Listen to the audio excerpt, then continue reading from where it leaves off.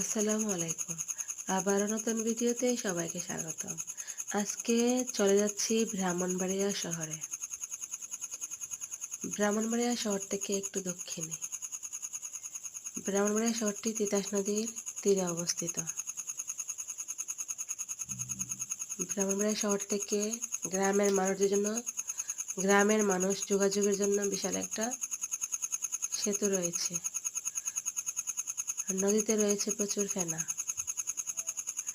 নৌকা দিয়ে মানুষ বাটি অঞ্চলের শহরে চলে আসে নৌ যোগাযোগ মাধ্যমে। এখন আমার চ্যানেল সাবস্ক্রাইব করে নাই, তারা সাবস্ক্রাইব করে পাশে থাকা বেল আইকনটি ক্লিক করে সাথেই থাকুন।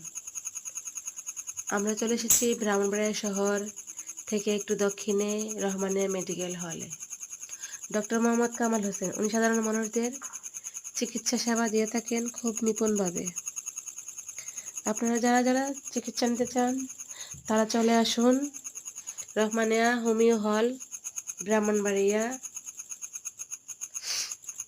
তো সব মিলে কিরকম হয়েছে কমেন্টে জানাবেন। আল্লাহ হাফেজ।